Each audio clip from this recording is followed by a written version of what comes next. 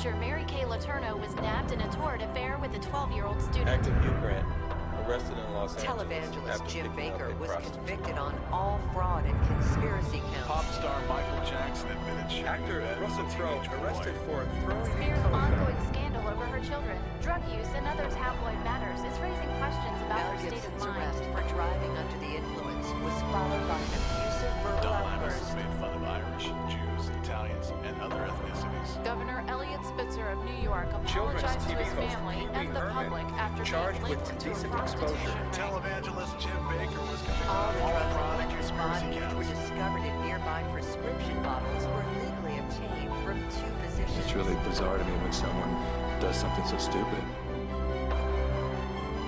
I don't get it. I don't get it. I don't get it. I don't get it.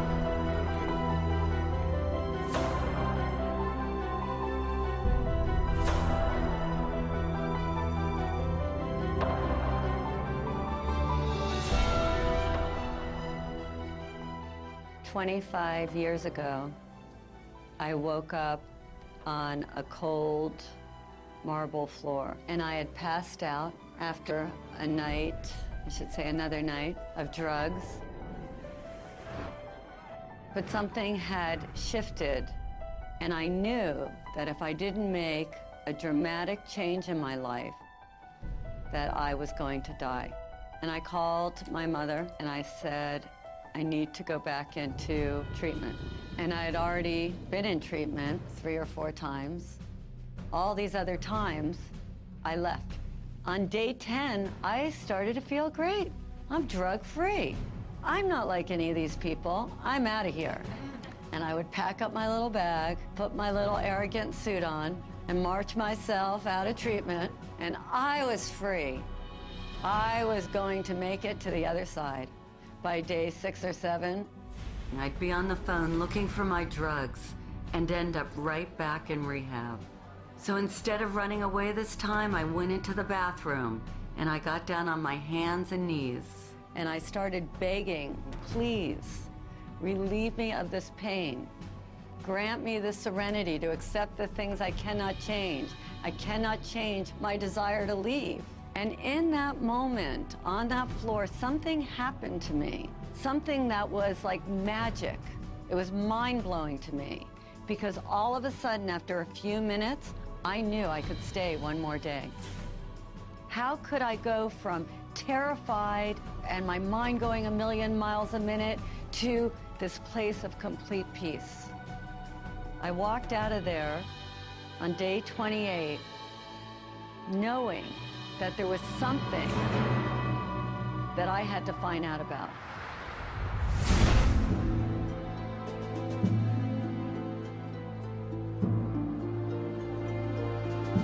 The shadow is dark, it's secretive, it can be dangerous.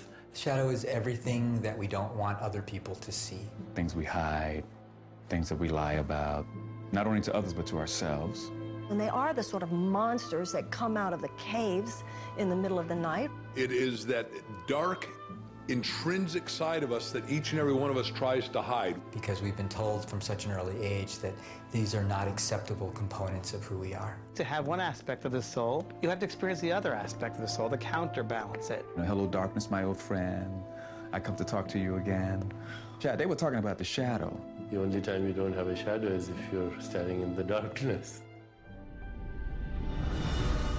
The shadow shows up in so many ways. Writing bad checks, drinking too much, cheating on our tax returns, dipping into our expense account or the family trust, eating chocolate cake in the middle of the night after 3 days of dieting and depriving ourselves, screaming at our kids or verbally abusing our partners after being the nice guy at work all day, surfing the internet and visiting porn sites while our wife makes us dinner, cheating on our husband while he is hard at work trying to provide all the extra pleasures in life for our family, stealing our co-workers' ideas and claiming them as our own. The shadow is made up of the thoughts, emotions, and impulses that we find too painful, embarrassing, or distasteful to accept. So instead of dealing with them, we repress them. Right now, hundreds of millions of people are living in denial of their individual shadow. And all of us are being affected by the collective shadow in more ways than we can imagine. The collective shadow manifests as evil, as war, as terrorism, as social injustice, as radical inequities in our economic status. You know, right now we have 50% of the world living on less than $2 a day, 20% of the world living on less than $1 a day. We are totally in denial of the fact that this is also a manifestation of our collective shadow. Why? Because people in social institutions, financial institutions, political institutions, corporate institutions are in total denial of the shadow energy. They don't even understand it. Or even what we call evil in the world is the manifestation of our collective shadow, turned pathological, repressed, in rage, in denial. People who express self-righteous morality are usually the ones who have the darkest, deepest shadows. The shadow of the Catholic Church, which pronounces on homosexuality as evil and calls gays sinners, while hiding pedophiles in its own clergy. These are all expressions of the shadow. The entire trajectory of human history at this point is like the Titanic. It is headed for an iceberg. It is going in a direction that is unsustainable, and it is going in a direction that is unsurvivable. If not for us, then at least for our children or our grandchildren. And from an archetypal perspective, each and every one of us is the captain. And the temptation is, it's too painful. The temptation is to just distract ourselves. The temptation is to pretend it's not happening. Or the temptation is to go into cynicism. Or the temptation is to just go into anger and indulge that and not do anything. And each and every one of us are challenged at this point. Don't be the captain who just goes downstairs and goes to sleep. Everything that expands has got to contract. What goes up's got to come down. People are going to be confronted with their shadow all of a sudden. They've been living high, living wonderful. Everything's been exorbitantly exuding, and now suddenly there's going to be a contractive phase. And if you haven't met yourself, if you haven't done your self-work, if you haven't been on the inside and done some exploration and cleaned up, you know, cleaned your house and detoxed it, you're going to be in trouble.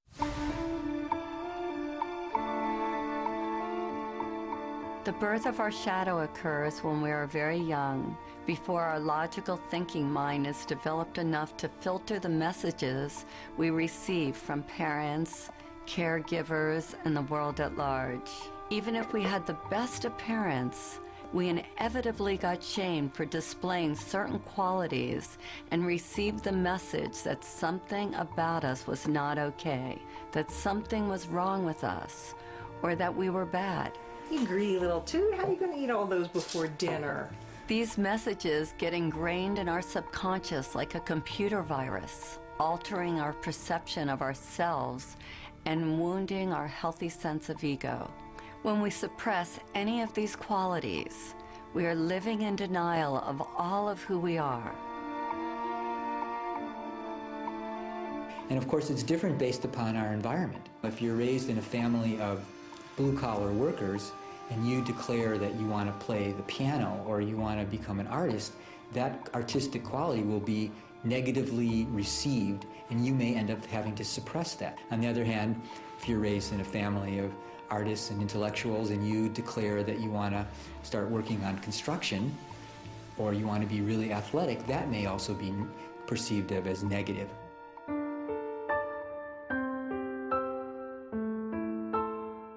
We try with all our might to pretend that we are not that which we hate. In fact, proving this is an all-important task for the wounded ego. A task which the ego believes is vital to its existence. The wounded ego must hide all that we believe is unacceptable about ourselves. To accomplish this task, it constructs a mask to prove to others that we are not as defective, inferior, worthless, and bad as we might fear we are. None of us likes to admit that we have these flaws and insecurities. So to hide them, we create a persona at a very young age. We start to wrap ourselves up in a new package that we believe will bring us the love, attention and acceptance that we hunger for.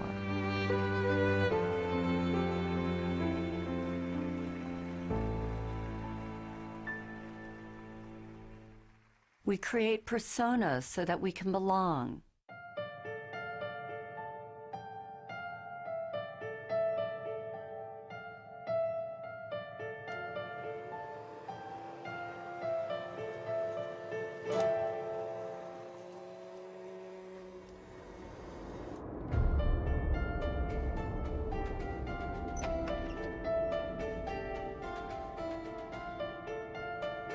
Most of us have a public life and a secret life.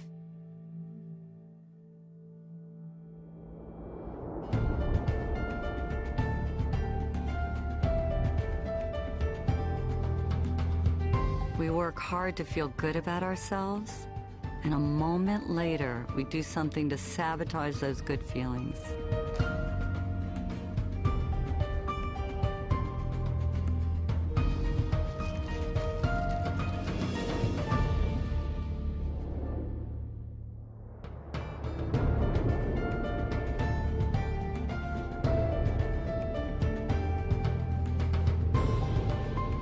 We wear masks that we believe will take us where we want to go. And these masks take many forms.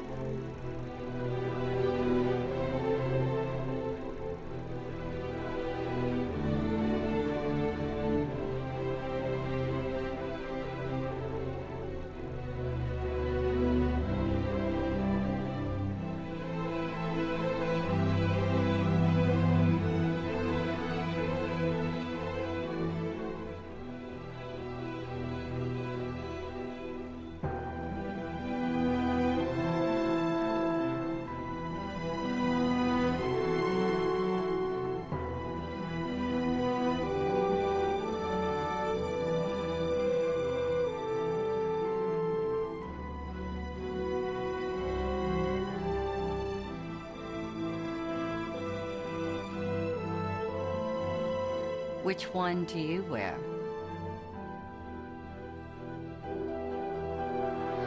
Our masks become our prison.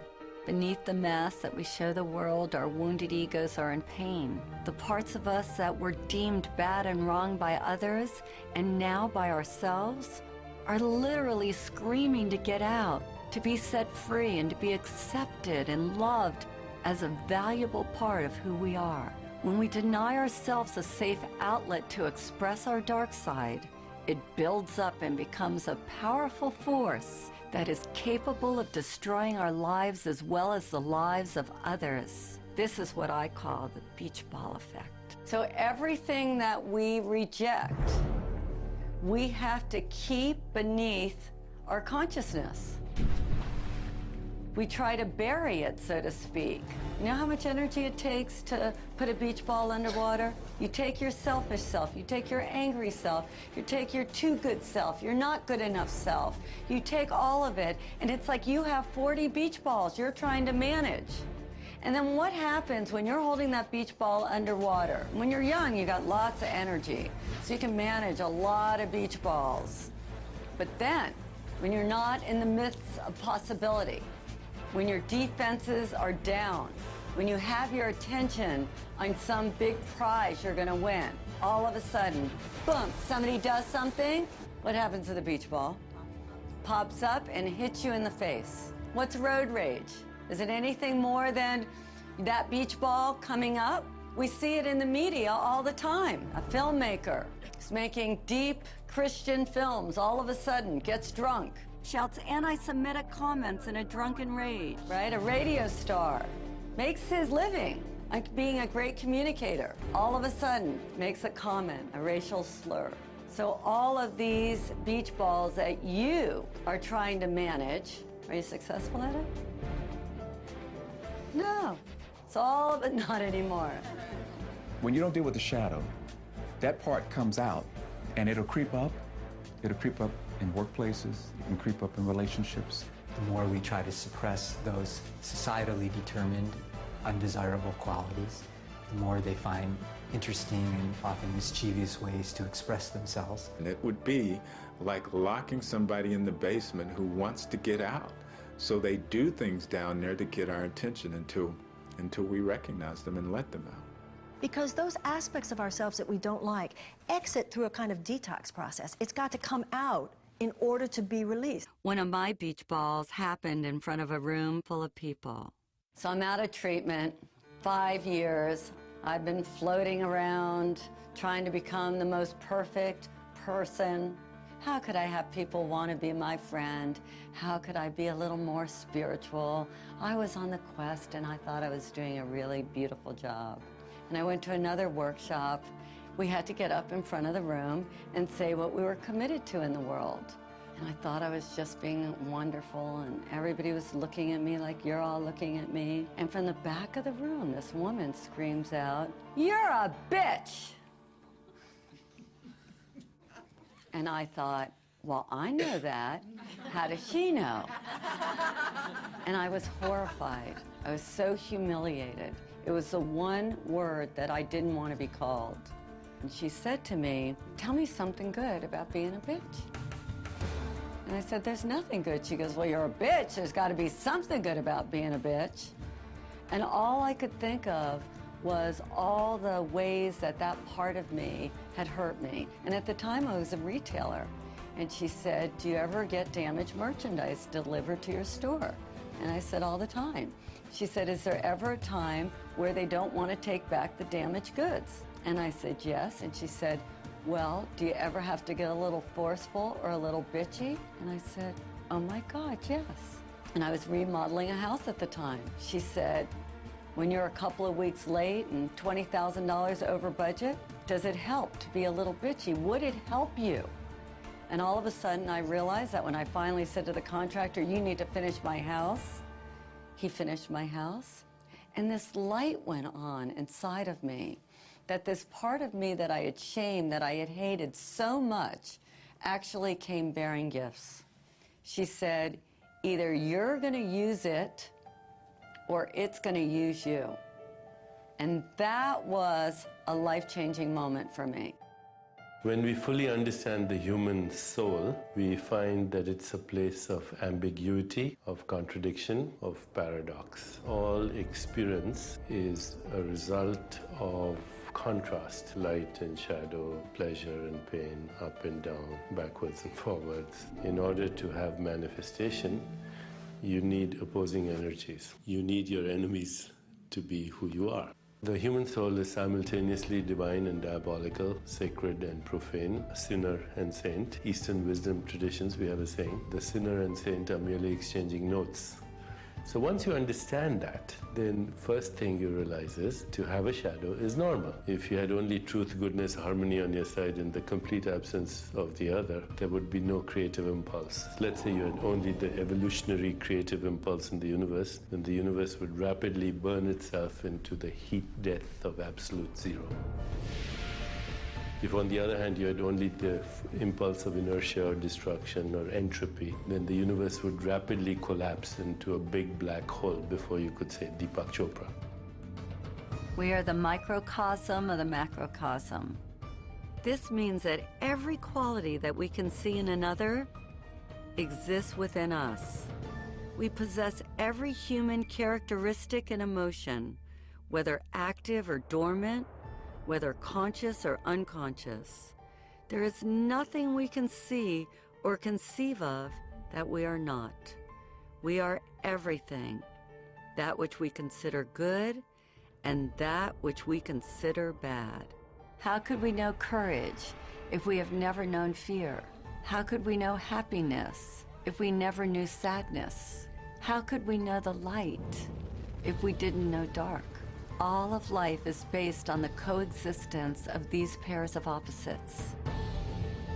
Our shadow is forever hiding from itself. Rather than confront our own darkness, we project these unwanted qualities onto others. When we are projecting our shadow selves, it sounds like this. She's so self-centered.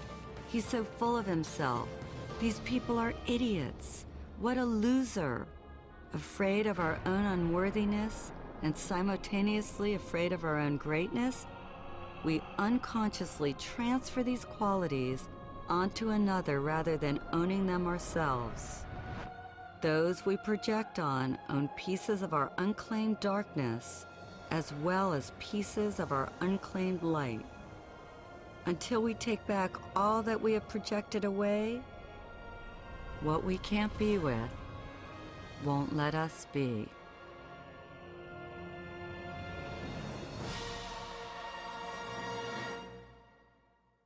One of the most frequently asked questions I get is, how do you know if you're projecting?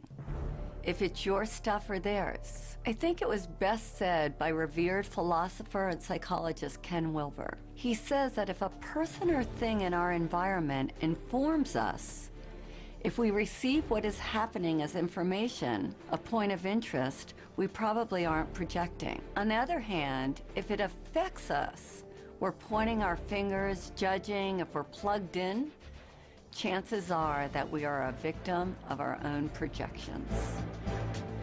Think of someone from your own life who disgusts, annoys, or repulses you, and think of the qualities about them that you most hate.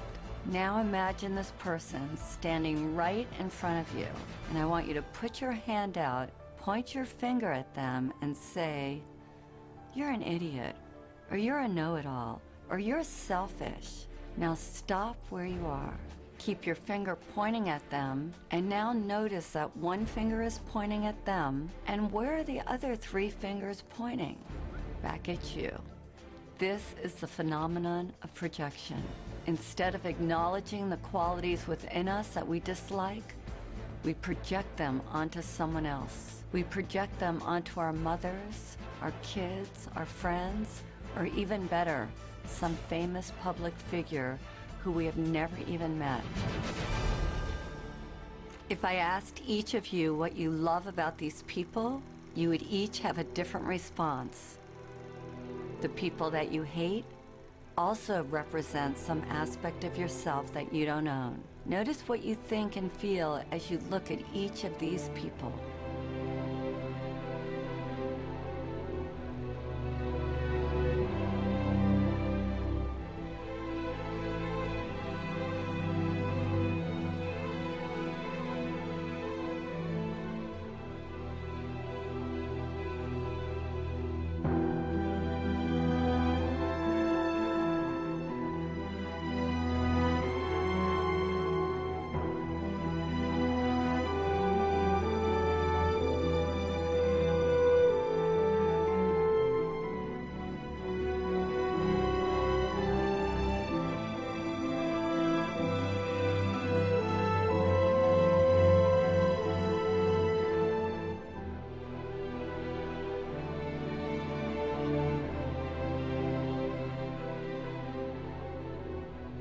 Whatever we judge or condemn in another is ultimately a disowned or rejected part of ourselves.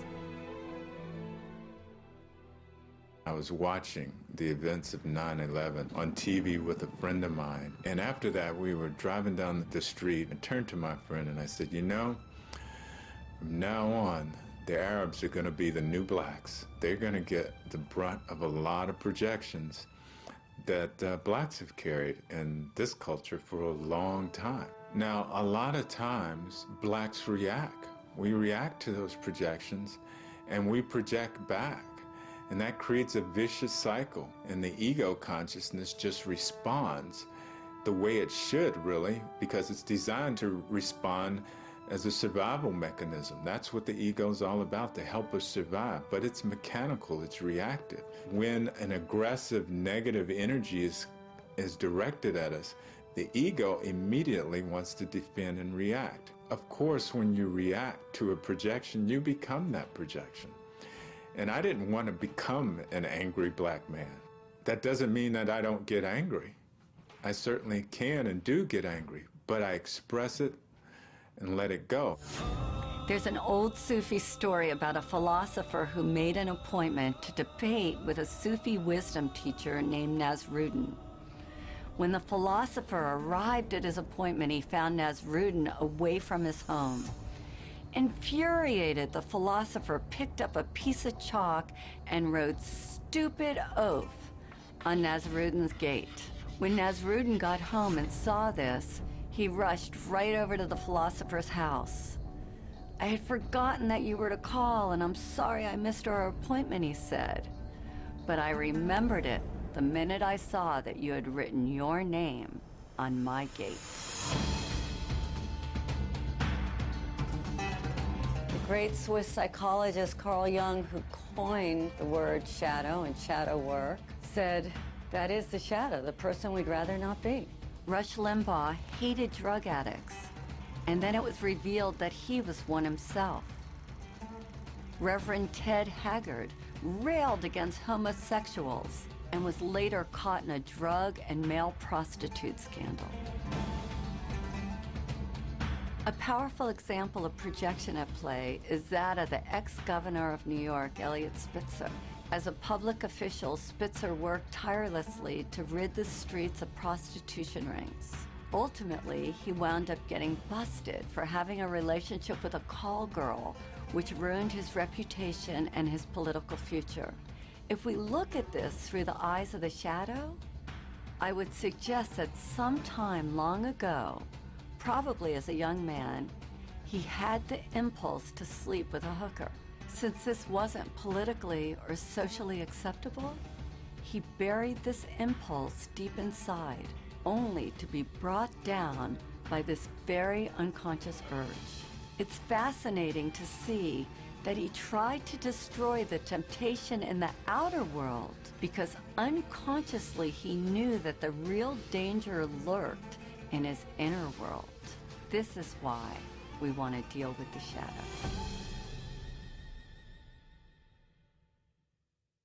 Rather than trying to convince you that you're not all those negative things and encouraging you to think a good thought, shadow work urges you to get in there and to be with what you are resisting, because what you resist will persist. If you don't deal with your shadow, it will deal with you.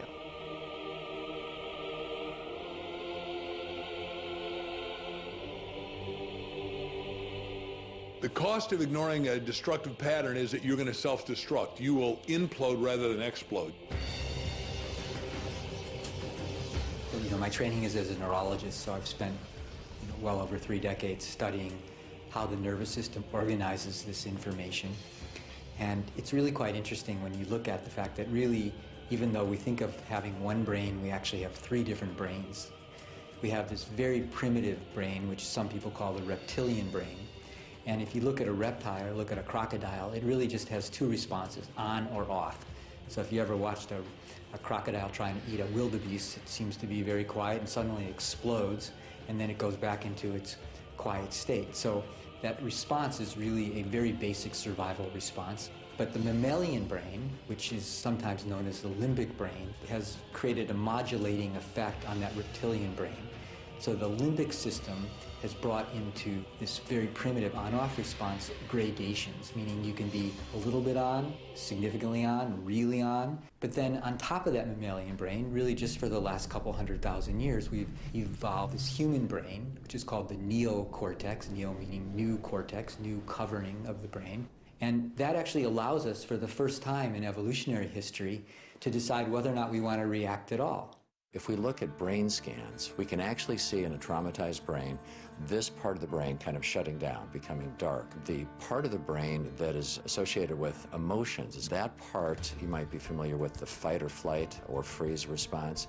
The amygdala, which is the fear processing center in this part of the brain, really becomes bright. So what happens is trauma changes brain functioning, and then that triggers changes in stress hormones in the body, which are not a good thing. It's crucial to be able to recognize and express any kind of pain. Without that, it stays with us, it lodges in the body, and it causes us to react, to live unconsciously. The unresolved issues that people have in their bodies, their emotions, has an absolute direct correlation with their physical bodies, their health, and their well-being, their expression of wellness overall. They think that their health is somehow separate from their emotions. They are intimately connected. Obesity, diabetes, heart disease, and cancer, they're all the result, significantly, of chronic, unprocessed, inflammatory molecules that have their correlates in the psychological world of chronic, unprocessed emotions and experiences. Every single one of those conditions is a byproduct of our stress levels. It affects our health intimately. Most people are aware that what they eat and what they drink affect their toxicity levels.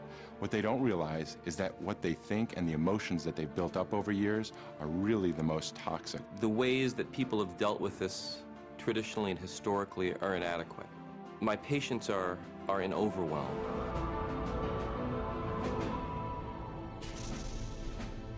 This is not new age mumbo jumbo. This is actually hard science. The science here now is indisputable, that thoughts, that emotions affect the organs of the body.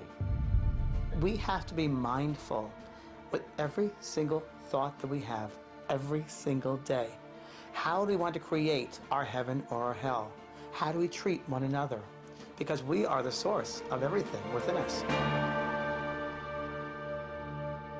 There is a poem by Rumi called The Guest House, which in many ways describes the human journey.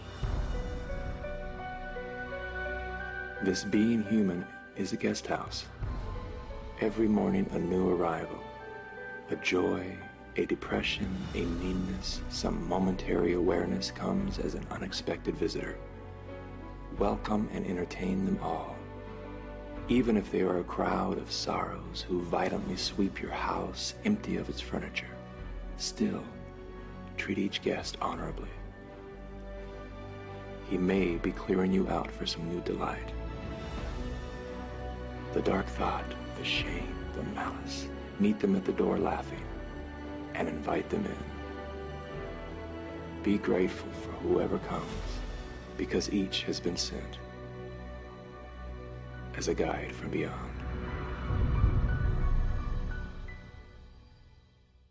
Repressing our anger may seem like a good solution, but pretty soon we run out of places to hide.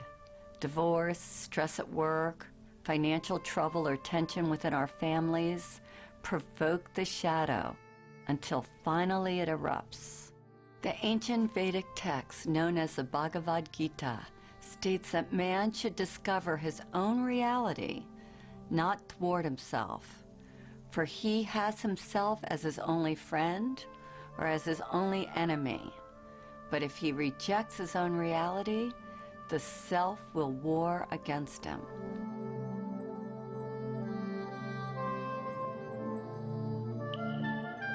It's easy to love yourself when you wake up feeling strong and worthy and you have enough money in the bank and you feel great.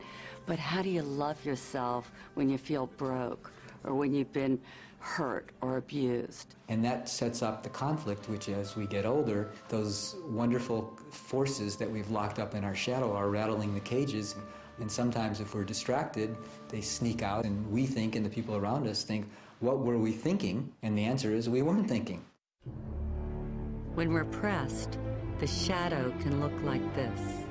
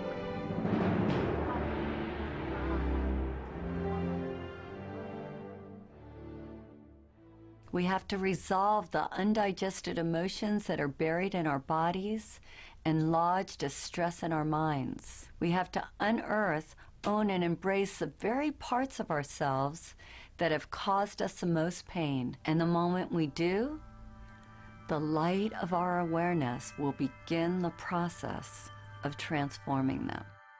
We think we're alone. We think we're different. We feel isolated or abandoned.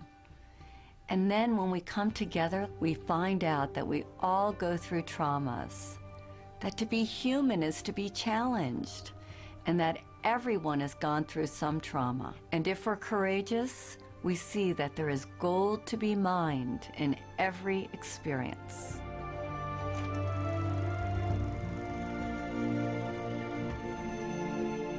It's very interesting because I don't remember a single day where my mother was not drunk, and I had to live through this. And I didn't understand it. Very, very confused by it all. Why is this happening? Why is this happening? Who are you? Because as she would drink and as she became into that space, I knew I didn't know her. And I just wished she was dead. I said, I wish you were dead. Wish you were dead. I want the pain out of my life, Because you don't belong here. Whoever you are, this intoxicated person, and as a child looking at this, because my father wasn't there either, I had to figure this out. But all I did was wish she was dead, right? Well, not until 30, 40 years later, after she had passed over, she lived many, many years after that, and after getting involved in this work, I realized that that was indeed one of the most incredible blessings of my life. I learned from that situation about compassion, and I learned about forgiveness. And that's a pretty big one to have to learn about forgiveness. We see these things as horrific experiences, terrible experiences, dark experiences, when in truth, they're really enlightened experiences because they help us to be who we are. They help us to be compassionate. They help us to be forgiving. They help us to look at someone very, very differently. What doesn't kill us makes us stronger. At a certain point in life, it's about saying, I have been through what I've been through. I've succeeded in some ways, perhaps, but I've also failed in some ways. I've been strong at times, but I've also been weak at times. I've gotten some things right, and other things I've gotten wrong. And some things have gone well for me, and some things have been damn awful. The issue is, what am I going to do with all of that? Two people can go through the exact same situation on an external level, but internally, they do two completely different things with it. That's why we read incredible stories about people who went through the Holocaust or people who were victims of genocide, and yet they survived. And yet they go on to live extraordinary lives. And then you meet other people who went through a fraction of that in terms of an internal trauma, but they stay stuck in it forever. We begin to ask ourselves, what am I getting from staying stuck there? What am I avoiding from staying stuck there? And what we are avoiding is the greatest challenge of all, and that is to be who we can be in order to serve the world. I asked a few people to share their own shadow stories. Some of them are complete, others are ongoing. All of them are portraits of a fearless commitment to transformation.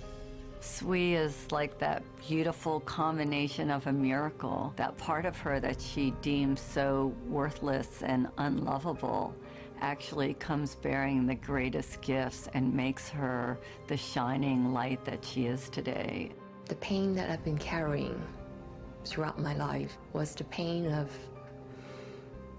believing that I was abandoned by my parents because I wasn't pure enough. I'm actually mixed in terms of, half Japanese, half Chinese. I was considered mixed and impure enough to be raised in Japan. My parents live in Japan and they left me with my grandparents in Malaysia. I just felt so abandoned and rejected. My father ended up getting a divorce from my mother. He remarried another Japanese woman, but nobody ever told me that when my father came back with his wife, that she's not my mother. I felt the immediate rejection, that they didn't want me in their lives, and that they would rather have, 2 dogs than have me with them. Because I have always discarded my Japanese identity in favor of my Malaysian Chinese identity. I felt like the country has betrayed me, And I used that pain to really put it into my work.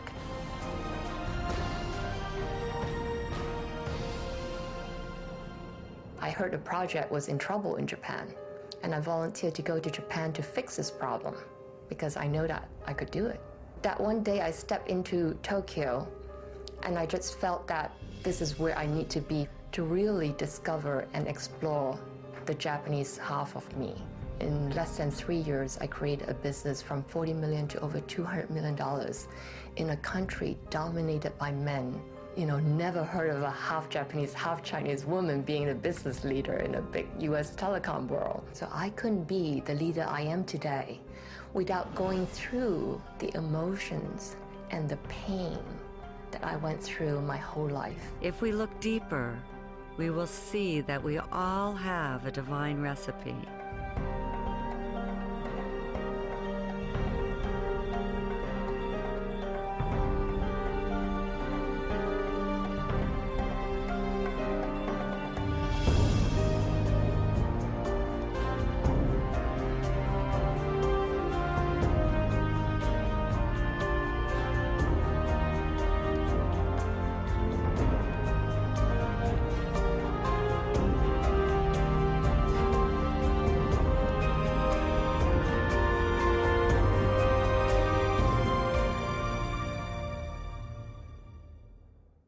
All of us have shame about things that have happened to us. We've all gone through difficult times. We address these issues so we can quiet our minds, heal our bodies, and get closer to our heart's desires.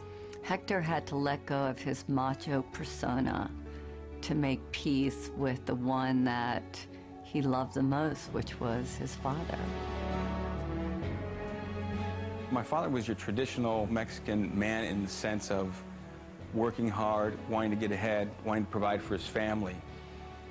And as a young boy, I was looking for his love. I wanted his attention. The challenge was trying to figure out what was wrong with me, because obviously something's wrong with me. If, number one, he's not giving me the attention I want as a little boy, not giving me the love, yelling at me, you know, being verbally abusive, obviously I did something wrong, there's something wrong with me. So I carried that story from that point on for a long time. And I realized he probably wasn't going to do it the way I wanted. He probably wasn't going to tell me what I wanted when I was a little boy. Mi hijo te quiero, te adoro, I love you, son. I did some personal growth work. I went inside, looked at the shame, the guilt, the pain. I went through that, I healed that. And I was able to have that forgiveness with my dad and let that go. I wasn't going to tell him I love you for him. I was going to tell him I love you for me. My dad passed on. And I'm really grateful that I listened to that inner voice that said, you know, go ahead and tell your dad that you love him. Do it for yourself. Dr. Edie Eger is one of the most beautiful, divine women on the planet today. And she survived the worst circumstances, something that most of us can't even ever imagine. May 22nd, 1944, when I arrived in Auschwitz, there was chaos. My father was separated from us, and my sister and I facing Dr. Mengele. I didn't know who he was until later. And he pointed to my mom to go to the left, and my sister and I to the right. I asked the inmate, when will I see my mother? And she pointed at the chimney, and fire was coming out of the chimney. And she said, you better talk about your mother in past tense. She's burning there. My sister and I hugged each other and said, the spirit never dies. The spirit never dies. I remember that so vividly, even today. In Auschwitz, we didn't know when we took a shower whether water is going to come out or gas. And then there were others who ran into the barbed wires. They got electrocuted. And that night, Dr. Mengele came to the barracks and wanted to be entertained. And my friends who knew that I was a very talented gymnast, and so they volunteered me, and I ended up dancing for Dr. Mengele. I closed my eyes, and the music was Tchaikovsky, and I was dancing in Budapest, the Romeo and Juliet. I completely dissociated, and we had choices. I chose to look at the guards, that they were more in prison than I was. I remember they took my blood about twice a week, and I asked, why are you taking my blood? And the man said, I'm taking your blood to aid the German soldiers so we can win the war. I said to myself, I was a pacifist, I was a ballerina, I bet with my blood you're never gonna win the war. So I created a part in me that I was able to still be in charge of and not allowing anything what happened externally to murder my spirit. I remember I said, if I survive today, then tomorrow I'll be free.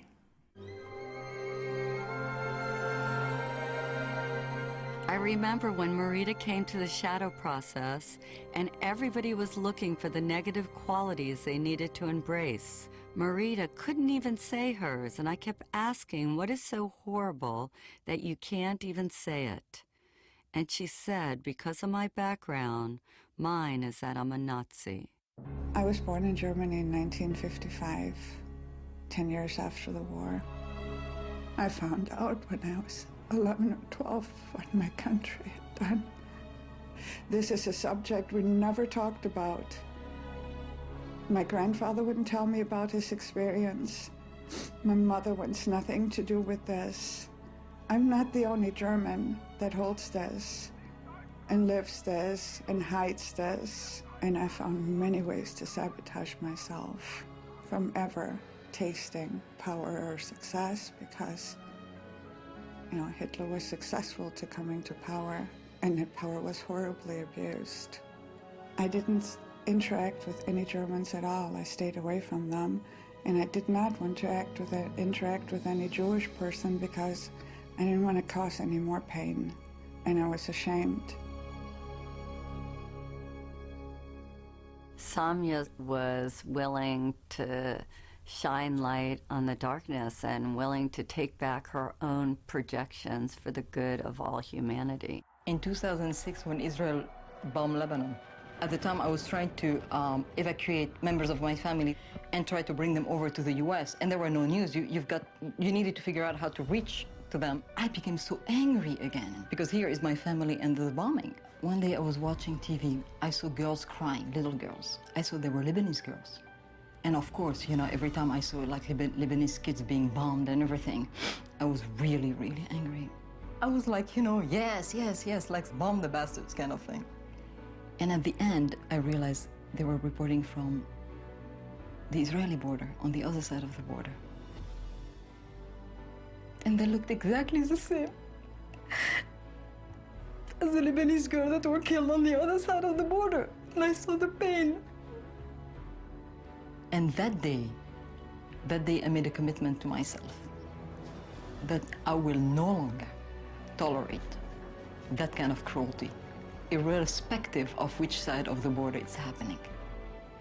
Now, I'm not saying that if you and I rise up to become the people that we are capable of being, that we will rid this planet of war in our lifetime. But I believe with all my heart, we will achieve enough this lifetime that humanity will go in that direction. It's embracing authentically who you are and not being ashamed of it. There's nothing to be ashamed of, because everybody has a shadow. If somebody doesn't, they must be pathological. When I'm leading the shadow process, it feels like my own journey has come full circle. I've been very judgmental over the years. I was having some really dark dreams about you last night. They're all true. When we embrace our totality, we experience freedom. My heart feels as big as my body. It's no longer like little anymore. It's like, it's me. And embrace it with love. Love, because that's what we're here for, to give and receive love. Can't even believe that's you, Margaret. I figured out who you were. I remember. If I hadn't faced my darkness, I never would have found my light.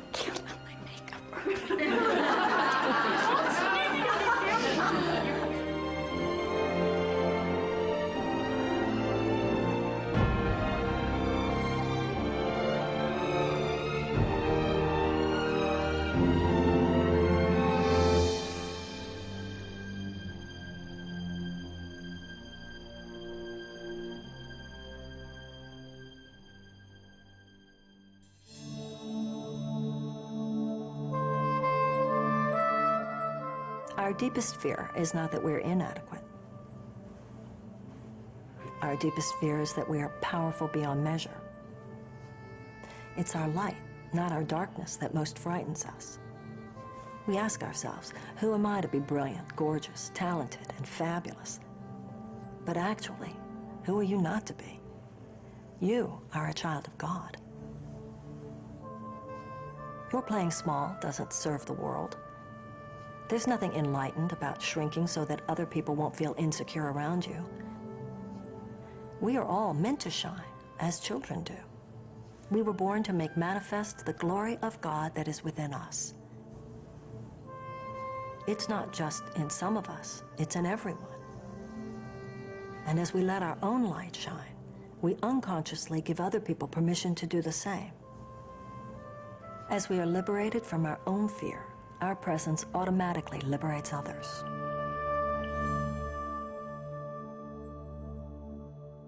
Consider the story of the Golden Buddha. In 1957, a monastery in Thailand was being relocated and a group of monks was put in charge of moving a giant clay Buddha. In the midst of the move, one of the monks noticed a crack in the Buddha. Concerned about damaging the idol, the monks decided to wait a day before continuing with their task. Later on, one of the monks came to check on the giant statue. He shined his flashlight over the entire Buddha, and when he reached the crack, he saw something reflected back at him. His curiosity aroused, the monk got a hammer and a chisel and began chipping away at the clay Buddha. As he knocked off piece after piece of clay, the Buddha got brighter and brighter. After hours of work, the monk looked up in amazement to see standing before him a huge solid gold Buddha. Historians believe the Buddha had been covered with clay by Thai monks several hundred years earlier before an attack by the Burmese army. They covered the Buddha to protect it. In the attack, all the monks were killed. So it wasn't until 1957 that the great treasure was discovered. Like the Buddha, our outer shell protects us from the world. Our real treasure is hidden within.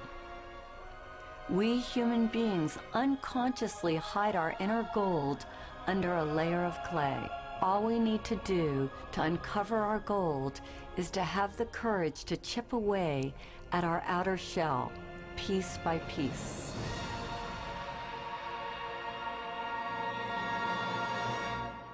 You can't fight darkness with darkness, but you can switch on the light. All of the work we do on the shadow is to get us to this point where we can forgive. To do forgiveness, we put blindfolds on to make it safe for people to share their deepest secrets.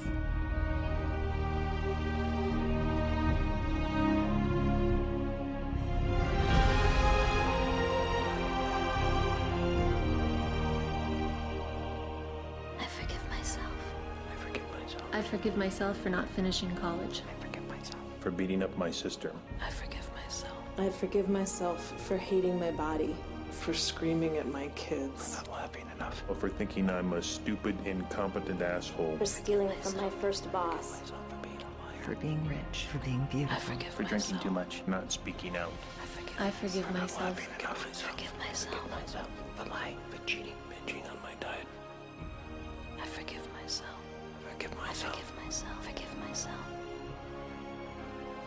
I forgive myself for everything.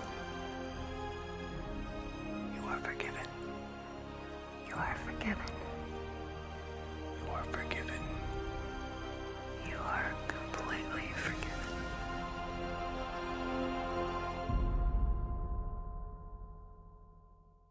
I think a lot of people are very afraid of their shadow. They don't even want to consider that they have one. Brent is one of the holiest men that I know, and he is so spiritually evolved because he uses the pain of his past to be the greatest expression of himself today. This story really began for me when I was 9 years old, and I was attending a summer camp that was managed by an order of religious men. During that summer, I was molested by one of the religious men. I remember that experience being a beginning of a split for me, from myself. It happened a number of other times during that period of time I was at that camp. I was always afraid that that guy was going to come in the middle of the night. I even went so far as to borrow a knife from someone that I kept under the pillow. This is a 9-year-old kid. I remember I just felt like some part of me died at that time. I went on with my life, holding on to that secret, holding on to that shame of not really being connected with myself anymore.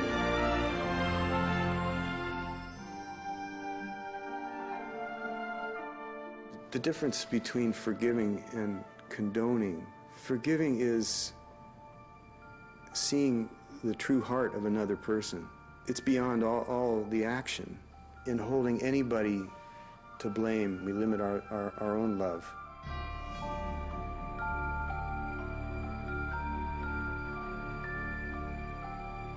People need to know that they can get help, that they don't have to carry their shame alone, that they don't have to live in a secret, and that there are people that are holding the light for them, that are willing to see them as they are through the shadow. It's the only way to see yourself, is to look at the light and the darkness and to embrace it. I use that analogy of being like a drowning person, where someone's holding your head underwater, and at some point you realize that you have to be the one that fights your way back to the surface. What happened to me as a child has given me a real depth of compassion, which I'm so grateful for, because it's so clear to me when I work with people how they're suffering, how they're hiding. And it's been the greatest gift of my life that I'm in a position where I can honor people in that way. I'm just so grateful to be able to connect with people on that most vulnerable level, that deepest level of the soul. I regained my faith because I asked for it. Forgiveness doesn't happen in your head until it happens in your heart. My mom was walking downtown Beirut with the young Israelis, and she turns to my dad, and her mother had been killed by the Israelis. She goes, "Mustafa, these are young soldiers, don't they have a mother?" And if she can forgive, who are we not to forgive? Well, you can't move on if you don't forgive. The train stops if you don't forgive. And mostly, you got to forgive yourself for taking whatever happened to you too deep, to a deep place that it shut you down.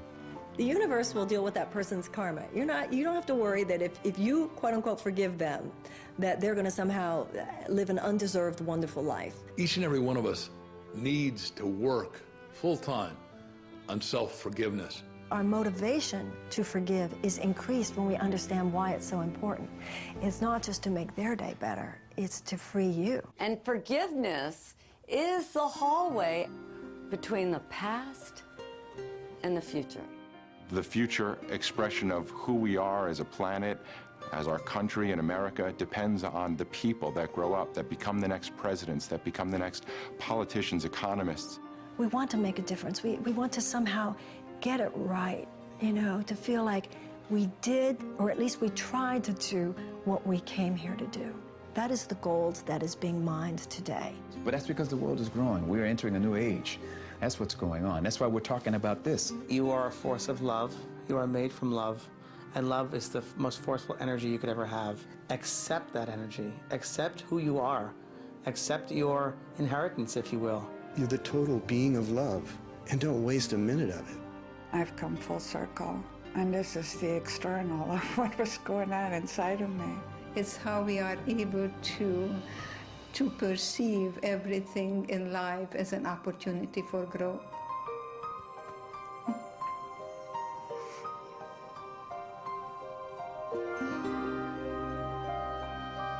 I got married, I have 3 children and 5 grandchildren and 1 great-grandson, and that's the best revenge to Hitler. You are here.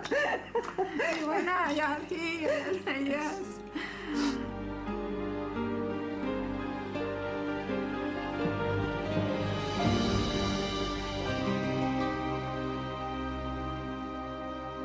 So if you want authentic peace of mind, creativity, kindness, compassion, joy, then you've got to understand your shadow and be okay with it.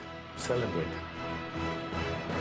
If shadows could talk, they would tell us that we're as precious as 1,000,000 pounds of gold, that our brightest light can shine only when we've accepted our darkness, that there is wisdom in every wound, that there is a greater future waiting for us, that we are children of God and have a right to be here, that we were all created equal, that our pain is not personal, but belongs to every man and woman alive, that life is a magical journey of making peace with both our humanity and divinity. They would tell us that we deserve better, that we matter, that we are more than we ever dreamed possible, and that there's light at the end of the tunnel, that there is nobody in the world quite like you. What if you knew in every cell of your body that you were living a divine plan, a plan so important, so vital for the evolution of humankind? What if you knew that everything that was happening right now that doesn't fit your ego ideals is happening to support you in stepping out of the smallness of your darkest thought into the brilliance of your biggest dream? If you take this journey, I promise you that you're going to experience more love, more happiness than you've ever had before.